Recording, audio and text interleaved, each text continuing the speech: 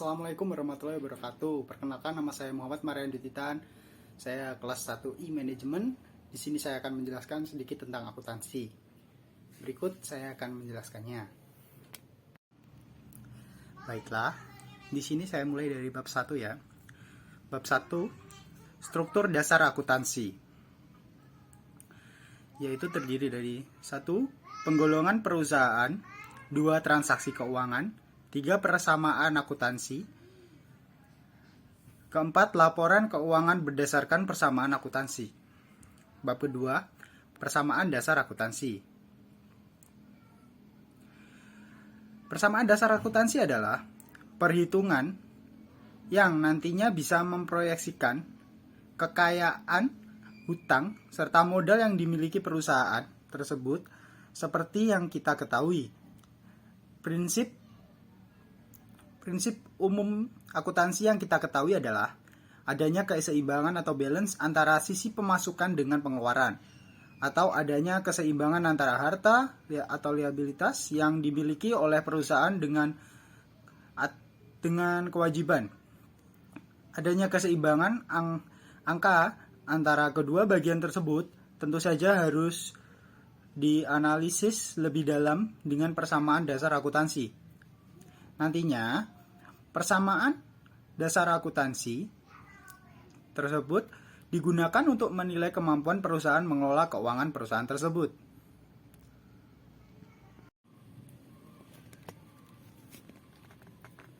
Bab 3. Akun dan manfaatnya. Pertama, saya akan menjelaskan dengan pengertian akuntansi. Akuntansi adalah teori dan praktik perakunan, termasuk tanggung jawab prinsip, standar kelaziman atau kebiasaan, dan semua aktivitasnya. Hal yang berhubungan dengan akuntan, seni, pencatatan, dan pengiktisaran, transaksi keuangan, dan penafsiran akibat sebuah transaksi terhadap suatu kesatuan ekonomi. Untuk pengertian akun. Akun sendiri merupakan media akuntansi untuk mencatat transaksi keuangan yang mengakibatkan terjadinya perubahan aktiva, utang, modal, pendapatan, dan beban. Dalam pencatatan itu, akun akan digolongkan berdasarkan transaksi-transaksi yang sejenis menjadi sumber-sumber informasi mengenai posisi harta, utang, modal, dan perubahannya. Untuk manfaatnya, manfaat akun ialah mempermudah proses pencatatan transaksi suatu perusahaan, juga sebagai pertimbangan pada setiap kebijakan perusahaan yang akan diputuskan. Tujuan akuntansi dikelompokkan menjadi 4. Yang ke-1, mengkelompokkan transaksi berdasarkan tempatnya seperti aktiva dan akun lainnya. Untuk berikutnya, mengetahui sumber-sumber mengenai posisi keuangan, harta, dan laporan perubahan modal. Ketiga, sebagai media untuk melakukan pencatatan laporan raca atau akun real dan laporan laba rugi atau akun nominal. Yang keempat, memudahkan para pemakai laporan keuangan dalam memahami dan mengambil keputusan untuk masa depan. Fungsi akun juga terdiri dari 3 bagian. Yang pertama, menunjukkan tempat pencatatan unsur aktiva, harta, kewajiban, utang, akuitas, modal, pendapatan, beban, dan priv. Kedua, menunjukkan pertambahan berkurangnya unsur-unsur harta, utang, modal, pendapatan, dan beban priv. Yang ketiga, sebagai sumber informasi mengenai posisi harta, utang, modal, dan perubahannya. Baiklah, kita akan beralih ke bab 4. Bab 4 yaitu tentang jurnal. Jurnal akuntansi sendiri merupakan seluruh transaksi keuangan yang dicatat dalam sebuah jurnal. Jurnal akuntansi dibuat dengan memuaskan informasi dari penerima kas, tiket, penjualan, faktur, dan sumber data lain yang menunjukkan transaksi keuangan. Fungsi-fungsi dari jurnal akuntansi yaitu fungsi analisis, fungsi pencatatan, fungsi historis, fungsi instruksi, dan fungsi informatif. Dan jenis-jenis jurnal akuntansi yaitu jurnal umum, merupakan jurnal yang digunakan untuk mencatat seluruh aktivitas transaksi keuangan secara kronologis dan terperinci, dan biasanya jurnal umum digunakan oleh perusahaan jasa karena transaksi dalam perusahaan jasa lebih mudah untuk dicatat berdasarkan urutan tanggal. Jurnal khusus. Jurnal khusus dibagi dari beberapa bagian. Yang pertama, jurnal penjualan. Jurnal yang disusun saat Anda melakukan penjualan barang secara kredit kepada pelanggan. Kedua, jurnal pengeluaran kas. Jurnal yang digunakan untuk mencatat setiap pengeluaran kas suatu perusahaan. Jurnal pembelian. Jurnal yang disusun untuk Anda melakukan pembelian barang secara kredit dan supplier. Yang keempat, jurnal penerima. Kas. Jurnal yang digunakan untuk mencatat setiap penerima kas suatu perusahaan. Untuk bab 5, siklus akuntansi perusahaan jasa. Pengertian siklus akuntansi perusahaan jasa adalah perusahaan yang menawarkan suatu produk yang tidak berwujud dan tidak adanya suatu kepemilikan, jadi produk yang dijual bersifat abstrak. Walaupun bersifat abstrak dan tidak berwujud, tetap memiliki manfaat untuk masyarakat atau konsumen. Contoh-contoh perusahaan jasa di Indonesia. Perusahaan jasa telekomunikasi. Yang pertama, diantaranya Telekomunikasi Indonesia, TBK, Indosat Tbk. Yang kedua, perusahaan jasa keuangan. Di antaranya Bank Bookpoint Tbk, Bank Mestika Dharma Tbk, Bank Nusantara, Pahyangan Tbk, Bank Yuda Bakti Tbk, dan Bank Jabar Banten Tbk. Untuk jasa komputer dan sarana lainnya, di antara Multipolar Teknologi Tbk dan lainnya. Untuk hotel, restoran, dan pariwisata diantaranya banyak Bayu Buana, Bukit Uluwatu, Villa, Fast Food Indonesia, dan Saraswati Gria Lestari. Tahap-tahap siklus dari akuntansi perusahaan jasa ya. 1. Melakukan analisa transaksi. Kedua, membuat jurnal akuntansi. Ketiga, posting transaksi akuntansi dan jurnal ke buku besar. Keempat, pembuatan neraca saldo. Kelima, membuat jurnal penyelesaian. Keenam, membuat neraca lajur. Ketujuh, menyusun laporan keuangan. 8. Membuat jurnal penutupan. 9. Membuat jurnal pembalik. Ke-10, neraca akhir atau awal. Baiklah, kita akan beranjak ke bab 6, siklus akuntansi perusahaan dagang. Siklus akuntansi perusahaan dagang adalah proses pembuatan laporan keuangan pada sebuah perusahaan dagang dalam periode tertentu. Siklus akuntansi perusahaan dagang secara lengkap. Yang pertama, identifikasi transaksi jurnal umum, jurnal khusus, buku besar pembantu, posting ke buku besar, laporan harga pokok penjualan, membuat neraca saldo, berikutnya jurnal penyesuaian, berikutnya lagi neraca saldo setelah penyesuaian, menyiapkan laporan keuangan, pembuatan jurnal penutup, neraca saldo setelah penutupan, yang terakhir, siklus akuntansi perusahaan dagang, terakhir jurnal pembalik. Beralih ke bab 7, jurnal khusus. Pengertian jurnal khusus adalah semua jurnal terkecuali untuk jurnal umum. Jurnal yang ini digunakan untuk mencatat jenis-jenis transaksi tertentu yang berisi informasi penting. Manfaat jurnal khusus yang pertama, kemudahan pencatatan secara sistematis. Kedua, mempercepat proses data transaksi. Ketiga, mempermudah proses pemostingan ke buku besar. Keempat, memudahkan pemeriksaan secara berkala. Kelima atau terakhir, mengurangi risiko perubahan data. Bab ke-6, akuntansi perusahaan manufaktur.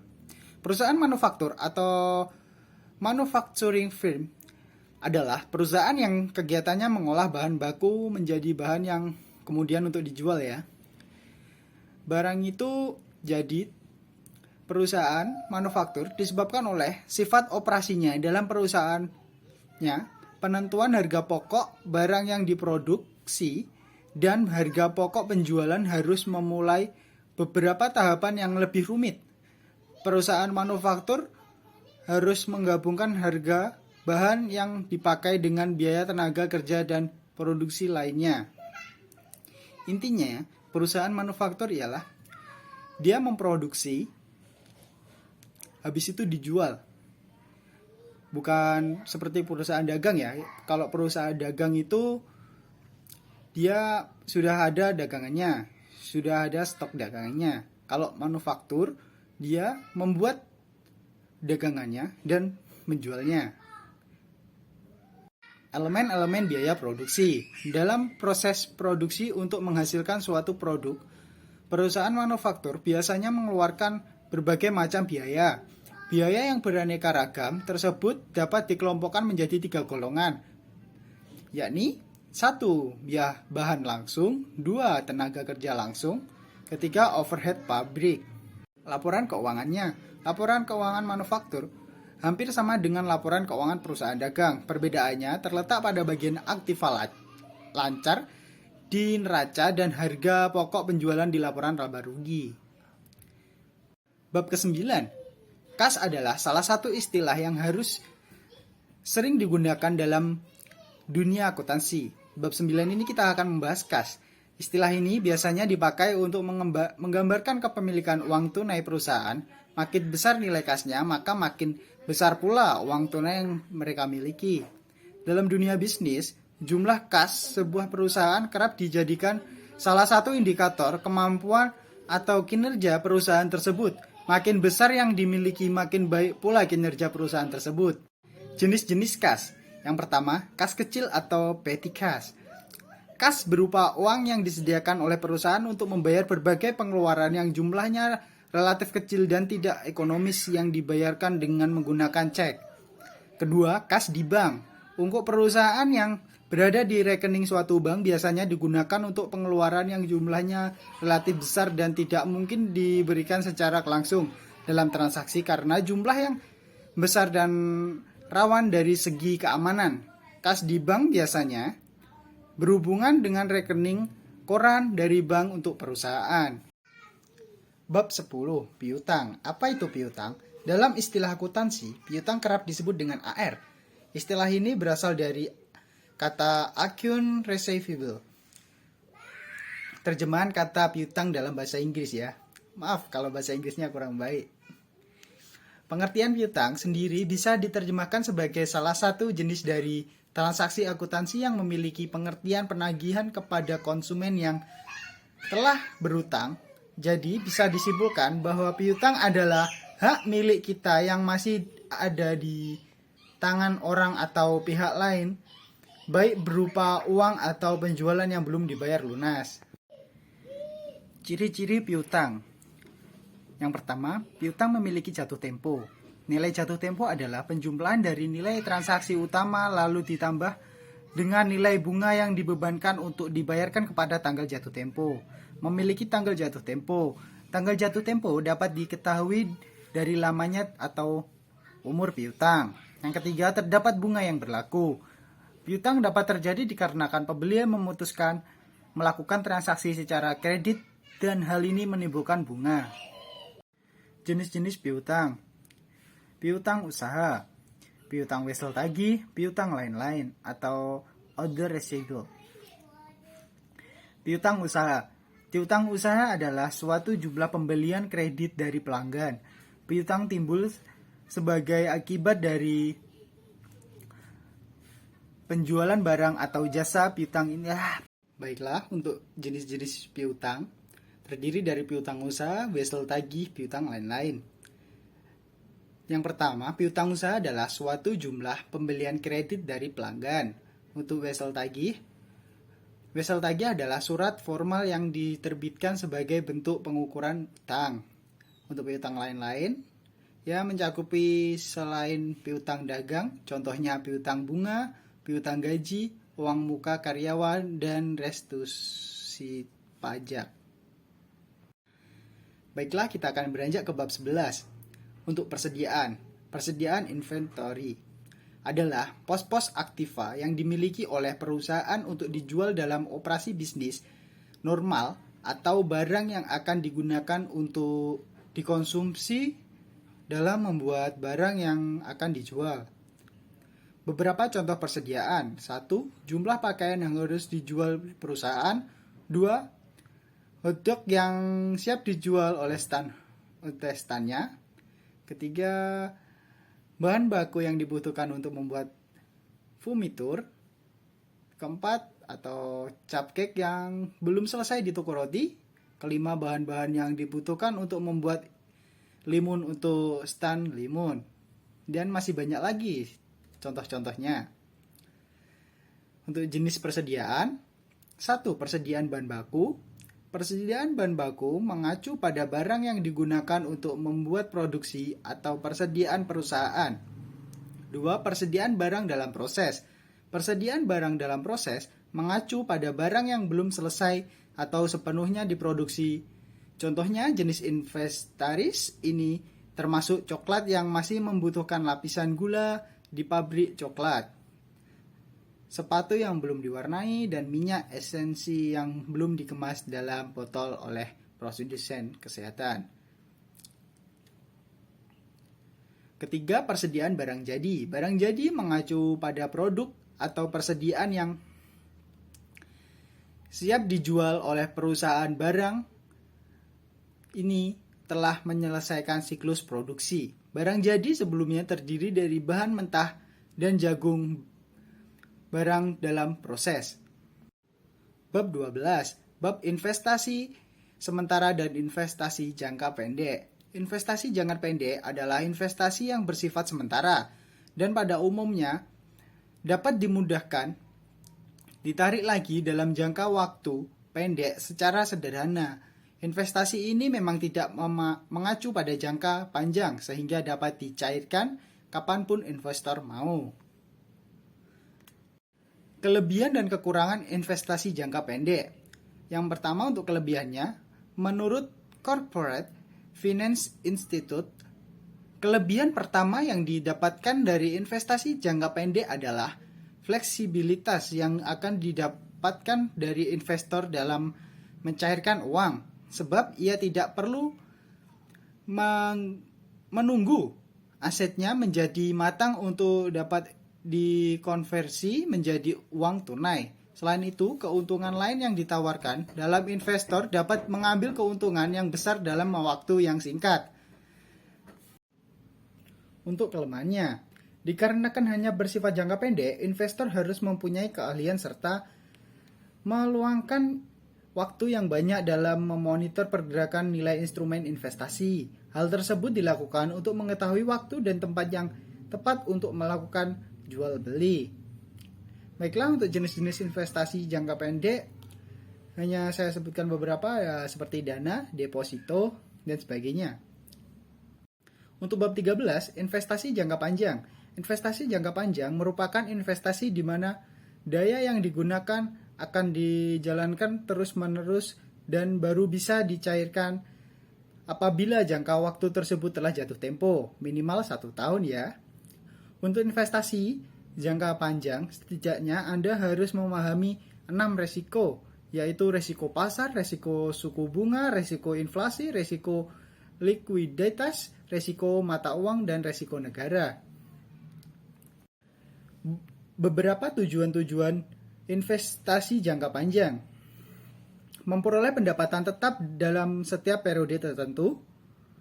Investasi jangka panjang bagi perusahaan dapat digunakan untuk tujuan pembentukan dana tujuan khusus.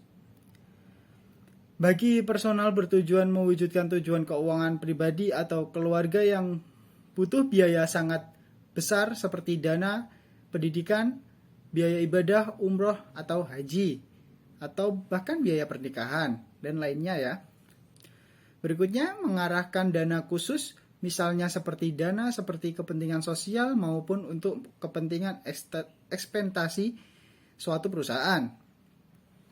Berikutnya, pengendali perusahaan atau orang tertentu dengan kepemilikan sebuah usaha ataupun aset. Jenis-jenis investasi jangka panjang dibagi menjadi 3, saham, obligasi, dan reksadana. Baiklah, berikutnya untuk bab 14, utang atau hutang atau pinjaman adalah tanggung jawab yang harus dibayar karena adanya transaksi pembelian suatu barang atau jasa kredit dan harus dibayar dalam jangka waktu tertentu. Baiklah, untuk jenis-jenis utang sendiri, Utang dagang yang pertama. Jenis pinjaman ini biasanya digunakan untuk melakukan transaksi pembelian untuk bahan produksi. Jadi pinjaman ini biasa digunakan oleh perusahaan di bidang produksi.